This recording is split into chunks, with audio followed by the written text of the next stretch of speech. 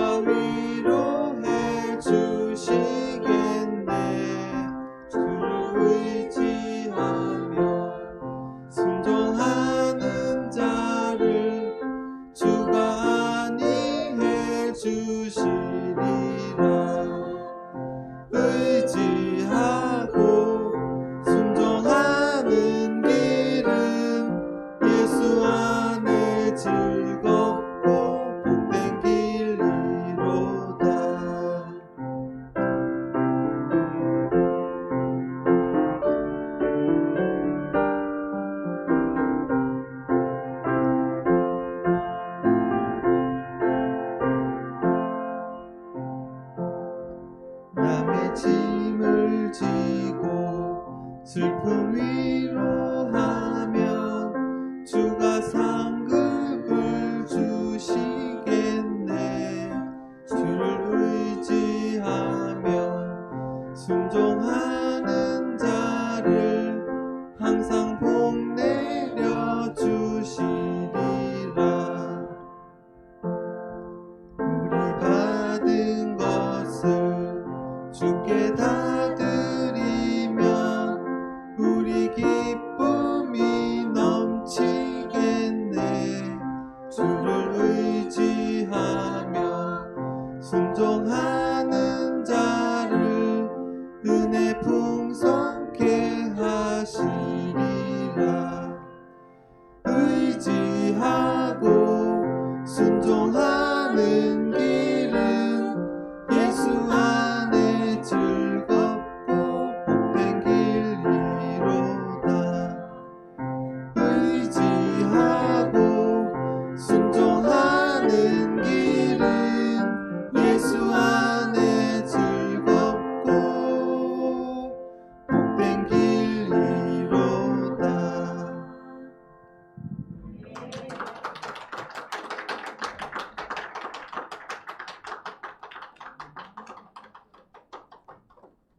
감사합니다. 구리교회에서는 금요일마다 특송이 있었어요. 그래서 사실 장현수 성도님이 구리에서도 특송을 준비를 했었는데 갑자기 교회가 이사를 왔잖아요. 그리고 나서 이제 이사한 이 홍성교회에서 첫 번째는 장현수 성도다. 제가 늘 생각을 하고 있었고 그래서 이제 준비를 하시라고 말씀을 드렸는데 원래는 지난주에 찬양을 하려고 했어요. 근데 이제 컨디션 때문에 기존에 먹던 약보다 좀 더 드셔가지고 발음이 안 나온다고 지난주에 못하겠다고 그러셔서 그럼 이제 이번 주에 하셔라. 그런데 힘드시니까 우리 은주 성도님이 그럼 도와주겠다 같이. 그래서 오늘 하는데 이렇게 화음까지 늘 줄은 또 몰랐네요. 두 분 찬양이 너무 감사하고 제가 장현수 성도님을 처음 만난 게 2019년인가요? 18년인가요? 18년인 것 같아요. 18년 대부도에서 제가 교회 집회를 한 적이 있었어요. 그래서 1박 2일로 이제 거의 한 150명 모였나? 그곳에서 집회를 했는데 거기에서 우리 장현수 성도를 처음 만났어요. 그리고 장현수 성도가 우리 교회로 오시면서 그런 이야기를 한 걸 기억이 돼요.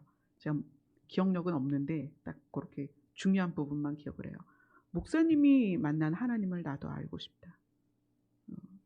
그렇게 얘기한 기억이 나요. 그래서 그때는 이제 더 많이 아프셨고 정말 마석에서 구리까지 오시는데 사실 차로는 그렇게 오래 걸리는 기간이 아니에요. 시간이. 근데 아프다 보니까 중간에 내려서 쉬었다 오고 하면 막 2시간 만에도 오고 예배드리다 아프면 또 쓰러지기도 하고 또 밖으로 나가기도 하고 굉장히 힘들었어요. 근데 오늘 이렇게 여기 서서 찬양을 부르기까지 하나님께서 살아계심을 저는 장현수 성도님이 매일매일 경험하는 거라고 생각을 해요. 네, 오늘 본문 말씀 보도록 하겠습니다.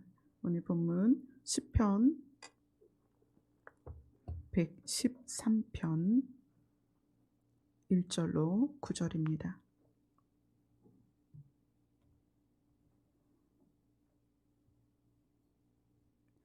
같이 읽겠습니다. 시작. 할렐루야. 여호와의 종들아 찬양하라.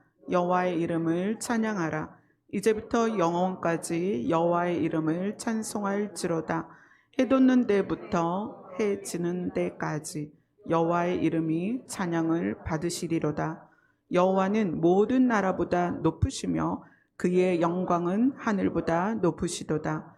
여호와 우리 하나님과 같은 이가 누구리요?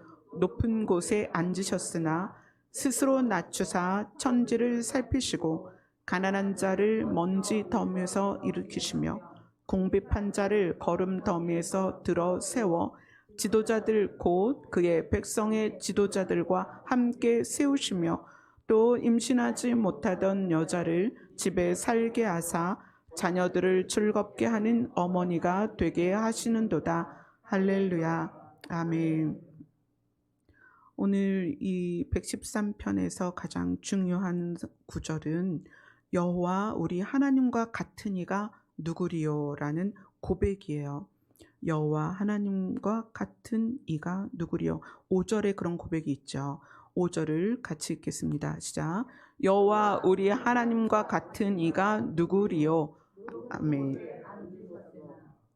여호와 우리 하나님과 같은 이가 누구리요? 라는 것이 성경에 나와 있는 그런 추상적인 고백이 아니라 여기에 앉아 계신 분들의 각자의 고백이어야 돼요. 우리 각자가 하나님에 대해서 각자 안에 경험되어져서 각자의 입으로 고백을 해야 됩니다. 1절에서는 찬양하라 여호와 이름을 찬양하라. 그런데 2절에서는 찬송할지로다 이렇게 나오죠. 1절에서의 찬양이라는 것은 하나님의 뜻을 기리고 하나님을 높여드리는 모든 도구를 동원하는 거예요. 그게 음악일 수 있고 또 우리의 입술로도 될 수도 있지만 그 외에도 굉장히 다양한 도구를 가지고 하나님이 살아계신 것을 드러낼 수 있어요. 그게 글이 될 수도 있죠. 연극이 될 수도 있고 영화가 될 수도 있고 미술이 될 수 있어요.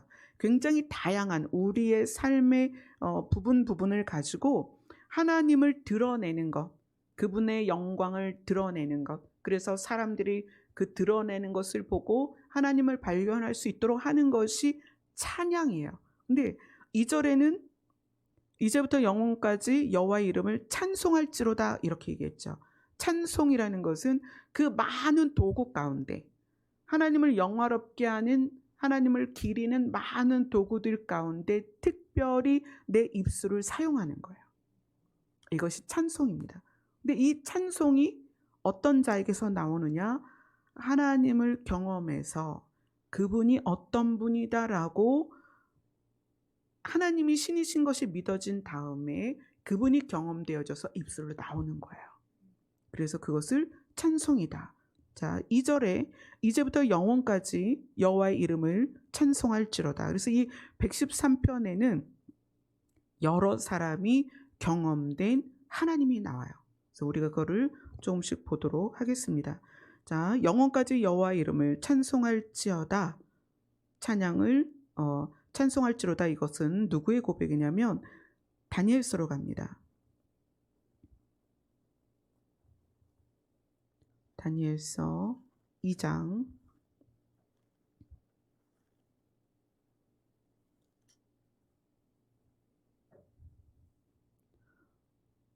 20절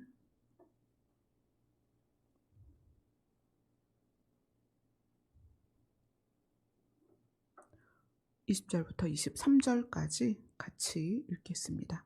시작. 다니엘이 말하여 이르되 영원부터 영원까지 하나님의 이름을 찬송할 것은 지혜와 능력이 그에게 있음이로다. 그는 때와 계절을 바꾸시며 왕들을 폐하시고 왕들을 세우시며 지혜자에게 지혜를 주시고 총명한 자에게 지식을 주시는도다. 그는 깊고 은밀한 일을 나타내시고 어두운 데 있는 것을 아시며 또 빛이 그와 함께 있도다. 나의 조상들의 하나님이여, 주께서 이제 내게 지혜와 능력을 주시고 우리가 주께 구한 것을 내게 알게 하셨사오니 내가 주께 감사하고 주를 찬양하나이다. 곧 주께서 왕의 그 일을 내게 보이셨나이다 하니라. 영원까지 여호와의 이름을 찬송하겠다라고 고백하는 다니엘의 고백이 나오는데, 이 다니엘의 고백이 있을 수 있었던 것은 이 느부갓네살 왕이 꿈을 꾸어놓고 자기가 꾼 꿈을 가르쳐주지도 않으면서 해석해라, 이렇게 얘기하는 거예요. 이거 주술사들이 도무지 왕의 꿈을 알지도 못하겠고 그것을 해석도 못하겠는 거예요. 그런데 하나님께서 어느 날 다니엘에게 그 꿈을 보여주십니다. 은밀한 일을 어둠 가운데에서 내게 알게 하셨다, 보이셨다. 그래서 그것에 대해서 깨달은 다니엘이 그 하나님을 찬송하는 거예요. 다니엘이 말하여 이르되 영원부터 영원까지 하나님의 이름을 찬송할 것은, 왜냐하면, 왜 하나님을 찬송해야 되냐면 지혜와 능력이 그에게 있음이로다. 모든 지혜와 모든 능력은 그에게 있습니다. 사실 우리는 살아가면서 우리가 지혜가 있어야 되고 능력이 있어야 될 것처럼 생활을 해요. 그래서 많이 배우기도 하고 노력도 하고 공부도 하고, 그리고 능력을 받아야 된다. 그래서 막 불러 찬양하고 기도하고 그러면서 능력을 구하죠. 그러나 모든 지혜와 능력은 하나님께 있습니다. 우리는 하나님의 지혜와 능력이 드러나야 될 상황에 쓰임을 받는 거예요. 그래서 뭐라고 불러요? 우리를 통로다. 예전에 이제 하나님께서 이렇게 말씀을 막 이렇게 알려주실 때 수도꼭지를 보여주시는 거예요. 저에게 뭐라고 말씀하시냐면, 수도꼭지가 중요하니 아니면 거기서 나오는 물이 중요하니. 그러니까 수도꼭지의 존재 이유는 우리가 물을 쓰기 위한 거죠. 근데 사람들은 그 수도꼭지에 금을 칠하고 다이아를 박는단 말이에요. 원래는 뭐가 중요한데? 물이 중요한데. 그것이 우리의 인생이에요. 사실은 가장 중요한 게 무엇인지 인지하지 못하고 보이는 것에 우리가 중요하게 생각한다는 거죠. 그래서 그때 그 수도꼭지를 보여주시면서 수도꼭지가 중요하냐, 물이 중요하냐? 물이 중요합니다. 그런데 사람들은 수도꼭지를 금으로 칠하고 다이아를 받기를 좋아한다. 그런 얘기를 하셔서 그 본질이라는 것에 대한 개념, 그거를 좀 생각했던 적이 있었어요. 근데 그러한 지혜를 깨닫고 지식을 알게 하고 그것을 사용해서 하나님의 살아계심이 드러나게 되는 모든 과정에서 지혜와 능력은 하나님의 것입니다. 우리는 단지 그것이 세상에 드러나서 하나님이 계신 것을 사람들에게 알리기 위한 통로일 뿐이라는 거예요. 그러니까 우리가 통로라면 우리 자신이 능력이 있냐, 지혜를 많이 가지고 있냐가 중요한 게 아니고 우리 안에서 하나님의 지혜와 능력이 나타나는 게 중요하다는 거죠. 한 번은 그런 적이 있었어요. 교회 집사님 한 분이 막 울면서 전화를 하셨어요. 지금 이 지혜라는 부분과 다니엘에게 하나님이 꿈을 알려주신 것에 대한 예를 들어드리는 거예요. 그 집사님은 울면서 전화를 해서, 목사님, 우리 아이 학교에서 전화가 왔는데 우리 아이가 학생부에 끌려갔는데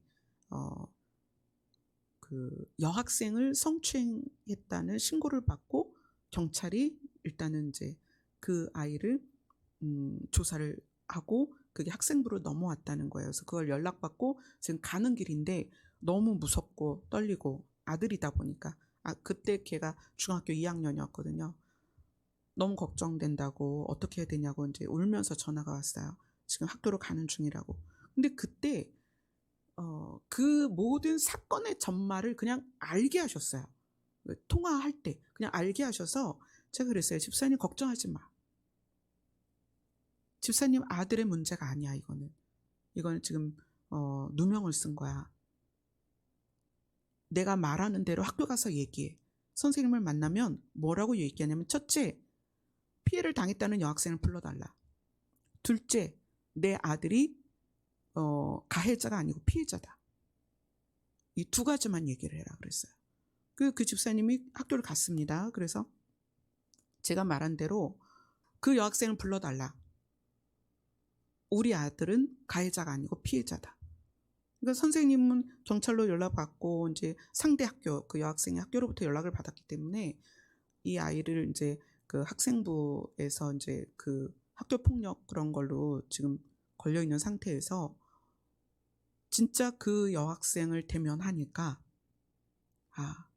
이 아이가 가해자일 수가 없는 거예요. 왜냐면 그 여학생은 고등학생이었는데 엄청 키가 크고 막 이렇게 덩치가 큰 거예요. 근데 얘는 중학교 2학년인데 굉장히 왜소하고 말랐단 말이에요. 어떻게 이 아이가 성추행을 할 수가 있느냐? 뭐 성폭행 미수 이렇게 걸렸거든요. 그래서 대질신문하고 이제 조사를 하다 보니까 오히려 여학생 둘이 자매간에 이 남자아이를 끌고 옥상에 올라간 거예요. 근데 남자아이가 너무 어리니까 무서워하고 하니까 이 여학생들이 자기가 원했던 거를 못한 거예요. 그래서 이 아이를 풀어줬는데 자기들이 그렇게 가해자로서 한 것을 이 아이가 고소를 할까봐 미리 선수를 친 거예요. 자기가 당했다라고. 근데 하여튼 뭐 그래서 이제 일이 잘 해결이 됐어요. 이제 여학생들이 가해자니까 그 여학생들에게 이제 학교에서 거기에 상응하는 학칙에 상응하는 벌을 줬겠죠. 근데 이제 그런 사건이 그런 거죠. 모든 것을 보고 아시는 하나님이 그것에 대해서 우리에게 알려줄 수도 있다는 거예요. 그러니까 다니엘이 지금 그걸 경험한 거거든요. 느부갓네살이 어떤 꿈을 꿨는지도 모르겠고 그 꿈의 해석을 알 수도 없는 상황에서 하나님이 느부갓네살의 꿈을 다니엘에게 은밀하게 알려주시고 그것을 뜻을 알게 해서 해석을 왕에게 할 수 있게 하죠. 지혜와 능력은 하나님께 있습니다. 여러분 스스로 지혜 있으려고 안 해도 돼요. 여러분이 능력을 가지려고 하지 않아도 돼요. 저도 예전에는 그랬었어요. 하나님 능력을 주시옵소서. 무슨 능력 막 그러면서 능력을 달라고 기도를 한 적이 있었어요. 그런데 제가 주변에서 그렇게 능력을 받고 능력을 행하다가 넘어진 사역자들을 너무 많이 보게 된 거예요. 그래서 제가 그렇게 기도했어요. 하나님, 하나님께서 저를 통로로 사용하시되 만약에 하나님이 저를 통로로 사용하다가 제가 버림받을 만큼 타락하거나 교만케 되는 미래를 하나님이 아시게 된다면 저를 차라리 그렇게 쓰지 마세요. 아예 저를 쓰지 마세요. 저는 쓰임받지 않아도 되니까 저는 그냥 하나님 따라서 하나님 나라 가고 싶으니까 쓰임받다 버림받는 그런 사역자들이 얼마나 많아요. 그래서 저는 아예 미리 그렇게 기도를 했어요. 저에게 아무것도 안 주셔도 된다고. 근데 그 기도를 하기 전에는 제가 엄청 능력을 구했었거든요. 막 밤 12시면 꼭 성전에 가서 이제 밤이 맞도록 기도하고 산기도 가고 기도원 가고 막 그럴 때 가면은 신령한 것을 구해야 된다고 하니까 그 신령한 것을 내가 받아서 쓸 수 있기를 원했었던 때가 있었다는 거죠. 그런데 오늘 다니엘의 고백처럼 우리가 지금 다니엘서 2장 20절을 다시 한번 읽읍시다. 같이 읽습니다. 시작. 다니엘이 말하여 이르되 영원부터 영원까지 하나님의 이름을 찬송할 것은 지혜와 능력이 그에게 있음이로다. 아멘. 아멘. 하나님께 지혜와 능력이 있기 때문에 그것을 통해서 하나님 자신을 드러내야 되는 상황이 오면 우리 중에 누구든 하나님이 쓰실 수 있습니다. 아멘. 하나님이 하경이를 통해서 비밀을 말씀하실 수도 있고요. 그죠? 하나님은 누구를 통해서든 하나님의 지혜와 능력을 드러내실 것입니다. 그래서 내가 지혜 있는 자가 되고 내가 능력 있는 자가 될 필요는 없다. 그러나 또 반대로 언제든 나를 쓰실 수 있다. 여러분을 쓰실 수 있다. 아멘. 그 대신 수도꼭지와 물 두 가지를 볼 때 물이 더 중요하다면 우리 자신보다는 하나님이 우리를 통해서 일하시는 게 중요한데 그러기 위해서 하나님께서 하신 말씀 중에 뭐가 있냐면 깨끗이 해라. 하나님은 깨끗한 통로를 쓰신다. 이런 말씀을 주셨어요. 그러니까 수도관이 지저분하면 물이 그 관을 통하여 수도꼭지를 통해서 나올 때 오염된 물이 나오잖아요. 그래서 하나님은 깨끗한 관을 쓰신다. 그럼 우리는 지혜와 능력을 구하는 것보다는 하나님의 지혜와 하나님의 능력이 나를 통하여 쓰여지면 좋겠다. 그러면 나는 무엇을 구해요? 거룩과 정결과 순결을 구하는 거예요. 아멘. 주님 앞에서. 아멘. 자, 그 다음에 시편 다시 본문으로 갑니다. 시편 113편 3절 같이 읽습니다. 시작. 해 돋는 데서부터 해 지는 데까지 여호와의 이름이 찬양을 받으시리로다. 아멘. 이것은 누구의 고백일까요? 이사야로 갑니다. 이사야서 59장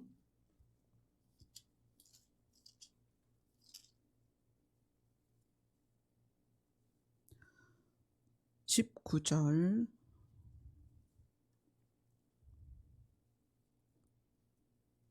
자, 같이 읽습니다. 19절 이사야서 59장 19절입니다. 시작. 서쪽에서 여호와의 이름을 두려워하겠고 해 돋는 쪽에서 그의 영광을 두려워할 것은 여호와께서 그 기운에 몰려 급히 흐르는 강물같이 오실 것이미로다. 해 뜨는 데부터 해 지는 데까지 서쪽에서 또 해 돋는 쪽에서 그의 영광을 두려워할 것은 여호와께서 우리에게 오신다는 거예요. 아멘. 우리는 물론 하나님이 신이신 것을 믿은 다음에는 우리 스스로도 하나님께 가는 노력을 하지만 하나님은 태초부터 우리에게 오신 분입니다. 하나님이 먼저 계셨고 그 다음에 천지를 만드시고 아담을 만드셨다는 거예요. 하나님은 우리를 향해서 늘 오고 싶어 하시고 늘 오시고 늘 우리를 관여하십니다. 그래서 이 이사야가 뭐라고 고백을 하냐면 이사야 59장 20절 21절 정윤자매님 읽어주세요. 여호와의 말씀이니라. 구속자가 시온에 임하며 야곱의 자손 가운데에서 죄가를 떠나는 자에게 임하리라. 여호와께서 이르시되 내가 그들과 세운 나의 언약이 이러하니 곧 내 위에 있는 나의 영과 내 입에 둔 나의 말이 이제부터 영원하도록 내 입에서와 내 후손의 입에서와 내 후손의 후손의 입에서 떠나지 아니하리라 하시니라. 여호와의 말씀이니라. 아멘. 하나님께서 오시는데 하나님이 인간을 사랑하시기 때문에 아담으로부터 계시록 마지막까지 하나님이 이 땅에 있는 사람들을 다 사랑하셔서 오시는데 특별히 오시기는 하지만 여기선 그 20절에선 임한다는 표현을 하시죠. 임한다. 근데 이 임하는 것이 시온에 임하며 그리스도가 계신 곳에 임하십니다. 그리고 죄과를 떠나는 자에게 임하리라. 그리스도로 말미암아 죄의 값을 치룬 사람에게 하나님께서 임하시겠다는 거예요. 하나님께서는 인류를 향하여 늘 오고 계십니다. 늘 함께 계셔요. 근데 그 오시는 분이 좌정하시는 장소는 누구냐면 시온이라는 거예요. 하나님의 영광, 하나님의 형상, 누구예요? 예수 그리스도가 계신 곳. 그리고 우리가 예수님이 나의 죄를 위하여 십자가에서 죽으셨다는 것을 믿을 때 그 죄가를 우리가 떠난 거예요. 그런 자에게 하나님이 임하신다. 지금 이사야가 그래서 굉장히 이건 중요한 고백이죠. 그리고 21절에서는 뭐냐면 하나님의 언약. 무슨 언약이에요? 주의 이름을 부르는 자는 하나님께서 구원을 하시겠다. 구원을 하신다는 것은 우리를 이 땅 가운데, 지구 가운데서 건져서 하나님의 나라에 데려가신다는 언약이거든요. 이 언약이 우리의 입에서와 후손의 입에서와 후손의 입에서 어떻게 하리라? 떠나지 아니하리라. 그 약속을 반드시 지킬 것이다. 그러니까 이사야가 말하는 하나님은 어떤 분이세요? 우리에게 와주셔서 우리가 예수 그리스도를 믿는 자, 또 이 이사야 시절에는 메시아가 오시기 전이니까 그 율법을 통하여 하나님을 향해 나아가는 자들에게 임하시고 좌정하시고 그 다음에 어떻게 하신다?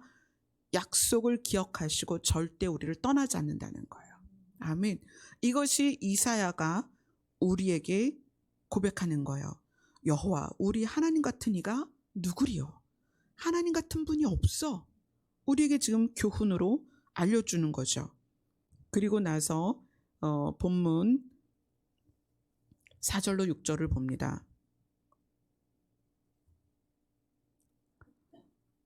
시편 113편 4절에서 6절까지 같이 있습니다. 시작. 여호와는 모든 나라보다 높으시며 그의 영광은 하늘보다 높으시리로다. 여호와 우리 하나님과 같은 이가 누구리요? 높은 곳에 앉으셨으나 스스로 낮추사 천지를 살피시고. 자, 이 부분까지 이사야가 어떻게 고백을 하는지 보겠습니다. 이사야 57장입니다.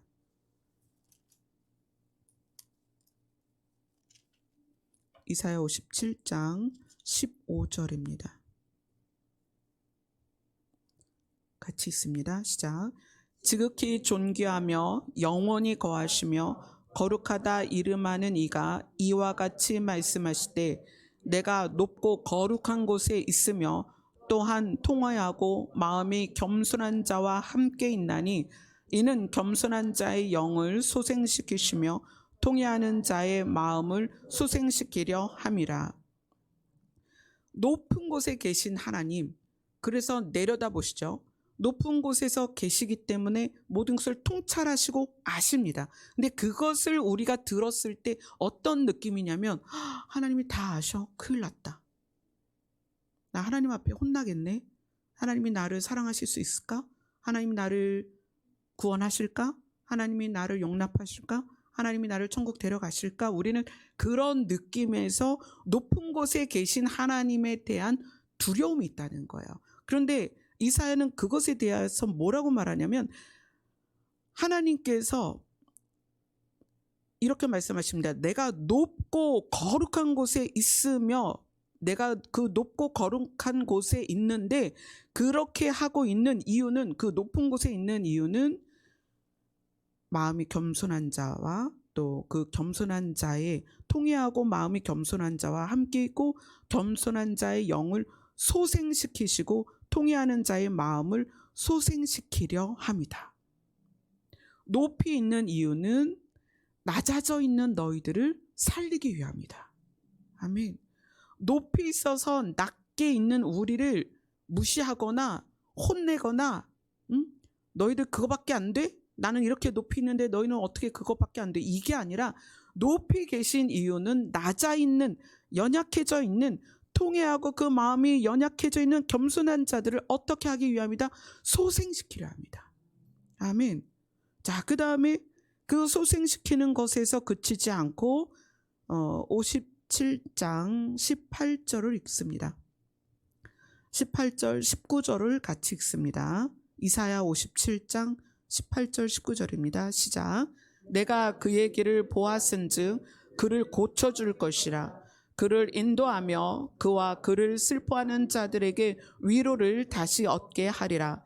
입술의 열매를 창조하는 자 여호와가 말하노라. 먼 데 있는 자에게든지 가까운 데 있는 자에게든지 평강이 있을지어다. 평강이 있을지어다. 내가 그를 고치리라 하셨느니라. 높고 거룩한 곳에 있다는 표현이 마치 우리를 꿰뚫어 보고 너희들의 잘못을 샅샅이 찾아서 너희들을 혼내줄 거야. 그게 아니라 낮고 연약한 우리들을 살펴서 소생시키시고 그 다음에 어떻게 할 것이다? 고쳐줄 것이다.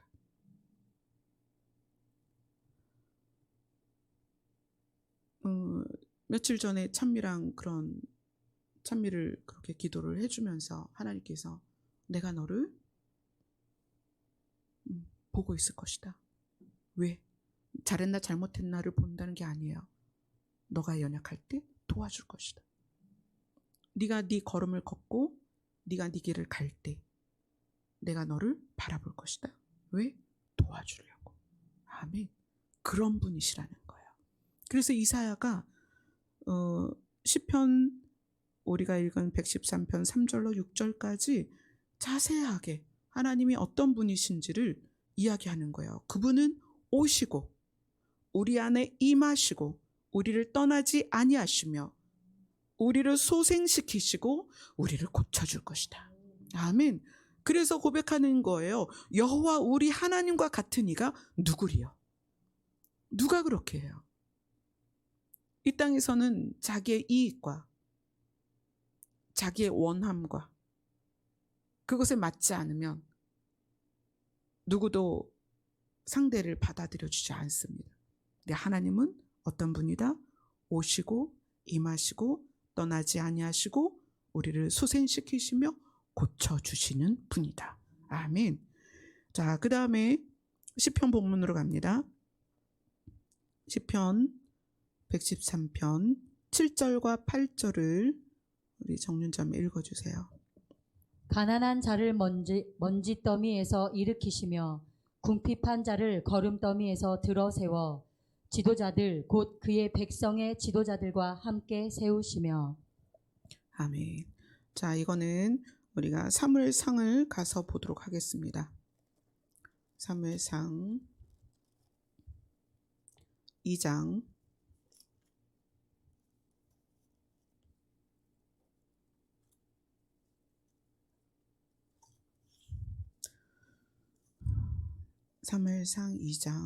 7절로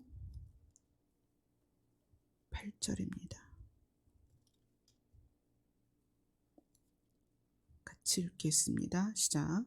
여호와는 가난하게도 하시고 부하게도 하시며 낮추기도 하시고 높이기도 하시는도다. 가난한 자를 진토에서 일으키시며 빈궁한 자를 거름더미에서 올리사 귀족들과 함께 앉게 하시며 영광의 자리를 차지하게 하시는도다. 땅의 기둥들은 여호와의 것이라. 여호와께서 세계를 그것들 위에 세우셨도다. 하나님은 가난하게도 하고 부하게도 하고 낮추기도 하고 높이기도 하는데 그 목적이 뭐냐면 우리를 소생시켜서 살리고 고치기 위함입니다. 때로는 우리의 가난이 우리에게 유익이 될 수 있습니다. 때로는 부요함이 필요한 경우도 있어요. 우리가 낮아지는 것이 필요할 때가 있고 높아지는 것이 필요할 때가 있습니다. 그런데 이 8절의 의미는 하나님이 의도하시는 것에 의해서 우리의 삶이 이루어지지만 하나님의 진짜 진심은 가난한 자들과 빈궁한 자를 불쌍히 여긴다는 거예요. 그래서 그들을 도우시는 것을 하나님은 기뻐하십니다. 근데 이것이 누구의 기도냐면 안나의 고백이라는 거예요. 한나의 고백이에요. 한나가 아들이 없어서 그 남편 엘가나와 살면서 그 분이 하나가 더 있었는데, 분인나라는 부인이 하나가 더 있었는데, 분인나와 한나 사이에 늘 충돌이 있었어요. 왜냐하면 분인나는 아이가 있었고 한나는 아이가 없었어요. 근데 엘가나는 사실 한나를 더 사랑했거든요. 그래서 사랑을 많이 표현했어요. 그렇지만 분인나에게 아이가 없음으로 당하는 수치 때문에 늘 괴로웠단 말이에요. 근데 그 한나의 기도를 하나님이 들으셔서, 그래서 우리 사무엘상 2장 5절을 같이 읽습니다. 같이 있습니다. 시작. 풍족하던 자들은 양식을 위하여 품을 팔고 줄이던 자들은 다시 줄이지 아니하도다. 전에 임신하지 못하던 자는 7을 낳았고 많이 자녀를 둔 자는 쇠약하도다. 이거는 이제 본인의 이야기예요. 자기는 임신하지 못했었는데 7을 낳았고, 분인나는 원래 많은 자녀를 두었었는데 그는 쇠약하게 되었다. 이제 한나의 고백인데, 그 한나가 하나님을 뭐라고 찬양을 했냐면, 이 사무엘상 2장 2절을 같이 읽겠습니다. 시작. 여호와와 같이 거룩한 이가 없으시니 이는 주밖에 다른 이가 없고 우리 하나님 같은 반석도 없으심이다. 아멘. 한나도 이렇게 고백을 하는 거예요. 주밖에 다른 이가 없고 우리 하나님 같은 반석이 없으시다. 이게 한나의 고백입니다. 이 한나는 이제 우리 시편 113편 9절을 보면, 본문을 갈게요. 정류점에 9절을 읽어주세요. 또 임신하지 못하던 여자를 집에 살게 하사 자녀들을 즐겁게 하는 어머니가 되게 하시는도다. 할렐루야. 아멘. 7절, 8절, 9절은 한나의 고백입니다. 이 성경에서 많은 사람들이, 이제 우리가 봤죠. 다니엘, 이사야, 그리고 한나의 고백을 봤습니다. 그리고 몇 사람이 더 있는데 모세의 고백 하나만 더 볼까요? 출애굽기 15장입니다.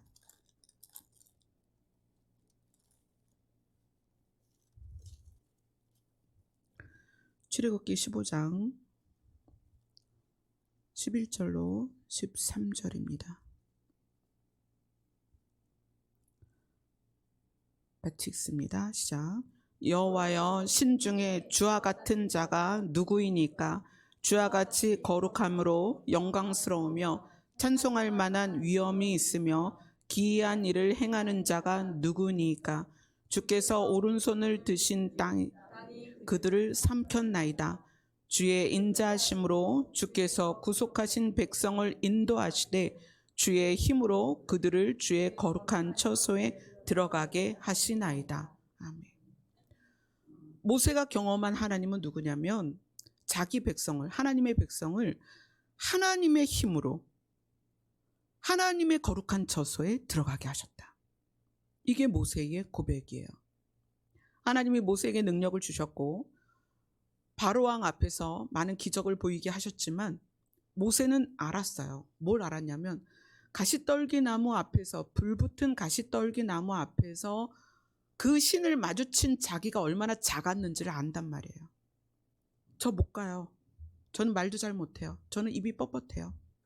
이러면서 손사래를 쳤던 모세였기 때문에 그 이후에 바로 앞에서 그 능력을 행하고 이스라엘 백성이 애굽에서 나와서 가나안을 향하는 모든 여정이 누구의 힘인 것을 아는 거예요. 하나님의 힘인 걸 안 거예요. 그래서 모세가 고백하는 거예요. 주의 힘으로 그들을 주의 거룩한 처소에 들어가게 하시나이다. 하나님 같은 신이 없다. 지금 이렇게 이야기를 하는 거죠. 왜냐하면 우상이라는 것을 섬기는 자들은 우상에게 좋은 걸 갖다 줘야 우상이 자기에게 복을 줄 거라고 생각해서 심지어 자기 아들까지도 우상에게 바쳤던 세대였습니다.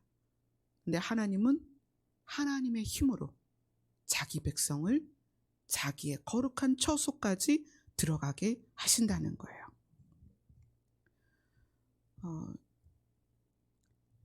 제가 이제 단독 목회를 시작한 거는, 저는 이제 남편하고 시작한 거는 2007년이었어요.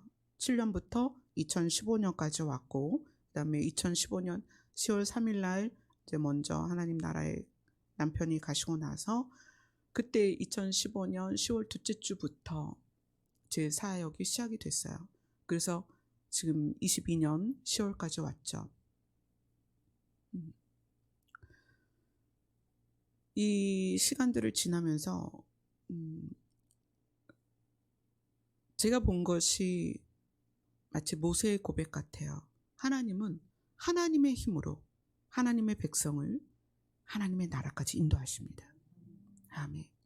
우리는 우리가 능력을 받고 우리가 좀 하나님 앞에서 좋은 평가를 받을 수 있는 어떤 위치가 되기를 원하지만, 사실은 모든 것을 하나님이 이루세요.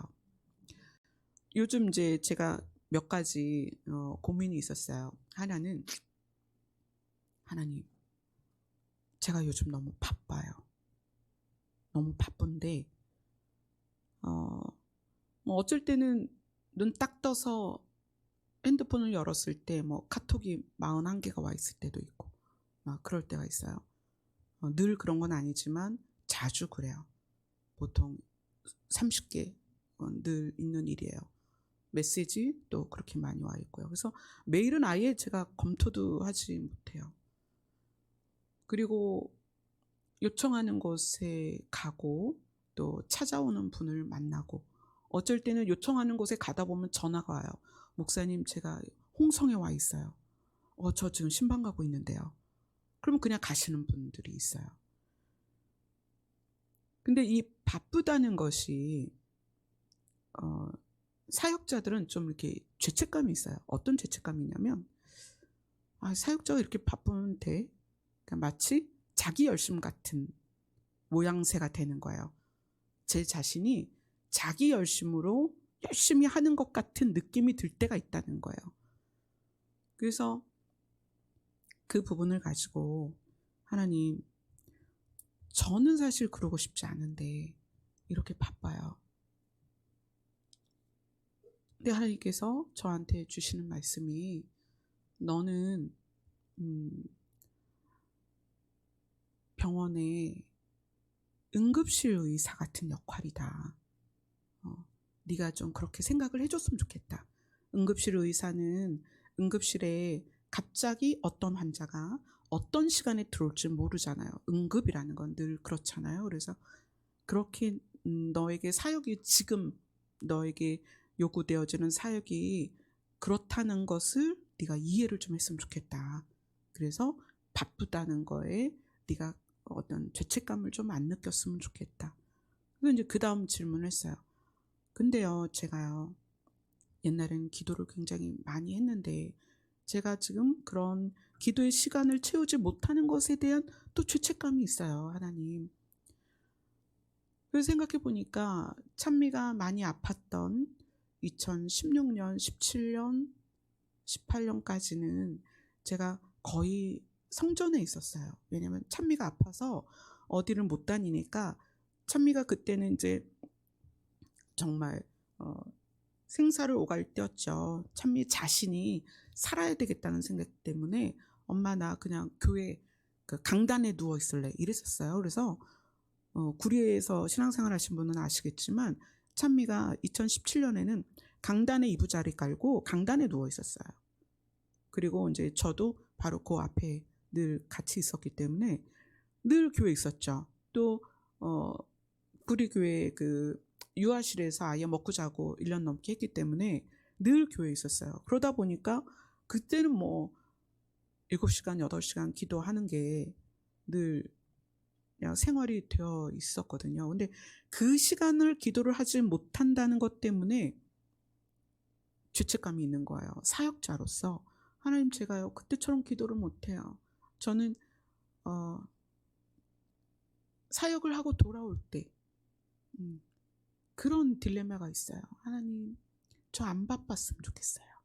그냥 예전처럼 그냥 성전에 있었으면 좋겠어요. 아무도 안 찾아오고 아무도 누구에게도 갈 곳이 없어도 되니까 그냥 성전에 있었으면 좋겠어요. 근데 하나님께서 그러시는 거예요.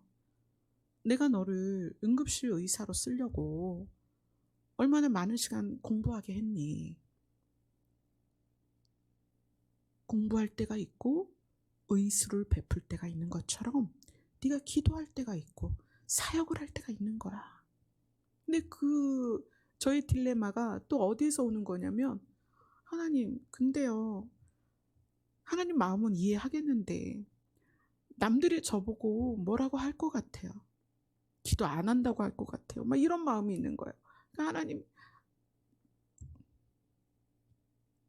내가 원하는 곳에 네가 있으면 돼.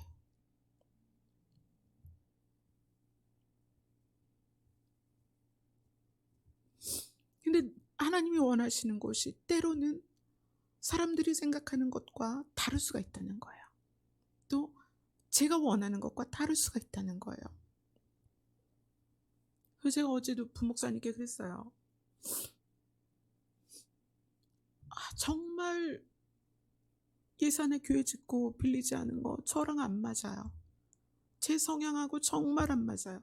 제가 하나님께 그렇게 말씀드렸어요. 제발 그런 거 하시지 말라고. 나는 정말 그거 하고 싶지 않다고. 근데 그게 진행이 돼서 하게 됐잖아요. 그러니까 저는 그 일을 또 봐야 되고, 연락 오는데 찾아가야 되고, 전화로 상담해야 되고, 카톡 해야 되고, 문자 해야 되고, 이런 시간들이 너무나 바쁜데 외로운 거예요. 이 외로움이 뭐냐면 그냥 주님 앞에 있고 싶은데, 그냥 아무것도 안 해도 좋으니까 그냥 주님 앞에 있으면 좋겠는데, 주님, 제가 너무 바빠요. 이게 너무 힘들어요. 하나님께서 하나님의 때를 이야기해 주시는 거예요. 내가 너를 이해한다. 그러나 지금은 너가 이렇게 해야 할 때다. 그래서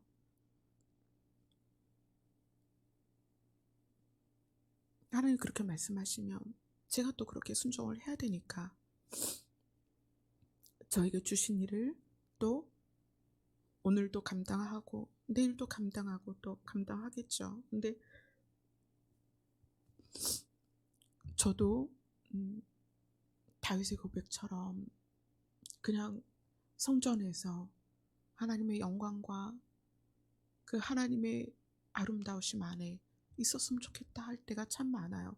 근데 생각해보니까 다윗도 그랬을 것 같아요. 왕이니까 전쟁을 나가야 되고 백성들을 다스려야 되고 분쟁을 처리해야 되고 또 반역을 또 다스려야 하고 그 집안에 있었던 많은 내분들을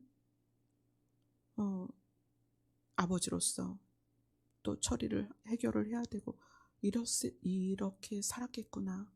모세는 모세대로 하나님의 얼굴을 맞대어 마치 친구처럼 하나님의 비밀들을 아는 모세이지만 그도 광야에서 이스라엘 백성들의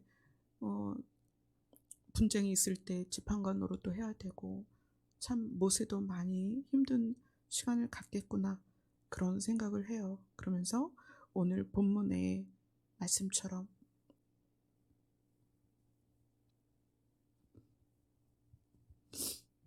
결론은 여호와 우리 하나님과 같은 이가 없다는 거예요. 그래서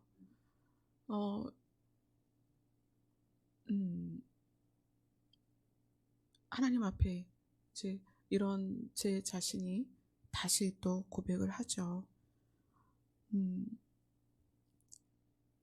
사실은 강단에 설 수 없는 사람이고 사실은 여러분에게 하나님의 말씀을 전할 수 없는 사람이에요. 그런데 하나님의 지혜와 능력을 가지고 이렇게 저를 사용하시기 때문에 그래서 또 저는 하나님을 정말 놀라우신 하나님을 여러분도 경험했으면 좋겠다.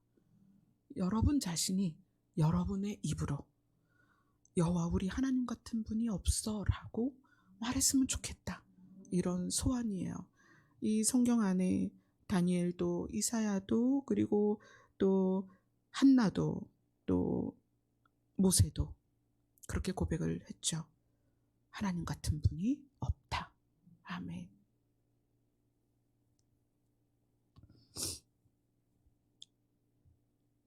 제가 강단에 섰다는 것만으로도 하나님 같은 분이 없으세요. 사실 제가 이렇게 여러분하고 하나님의 말씀을 전할 수 있는 사람이 아니기 때문에 제 자신이 그걸 알기 때문에 모세처럼 그렇게 고백을 할 수 있는 거예요.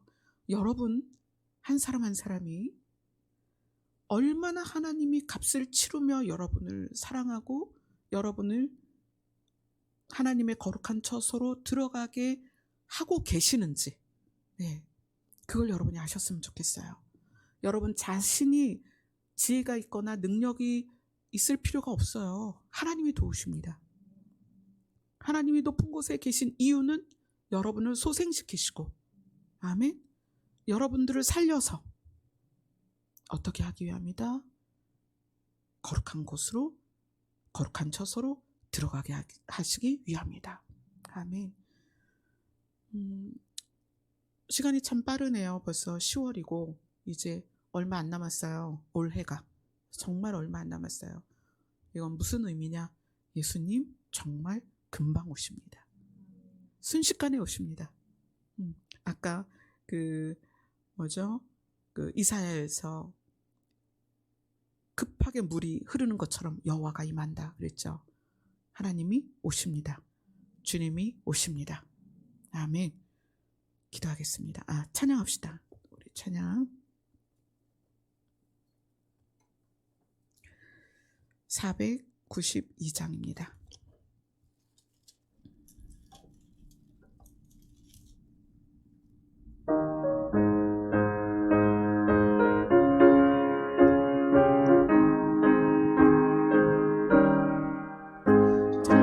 세상에 내가 살면서 항상 찬송 부르다가 날이 저물어 오라 하시며 영원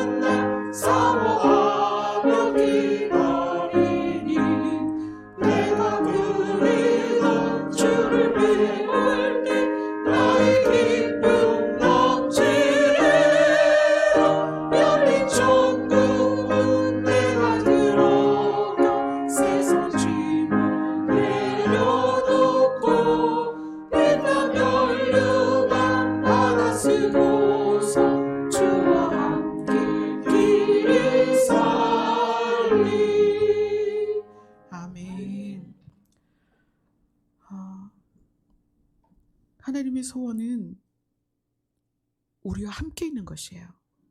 하나님의 소원은 우리랑 떨어지지 않는 거예요. 그래서 우리에게 오시고 우리에게 임하셔서 우리를 떠나지 않겠다. 네 후손의 후손의 후손에게까지 이 약속이 변하지 않을 거다. 아멘. 그 하나님과 하나님의 나라에서 영원히 사는 그날이 이제 다가오고 있습니다.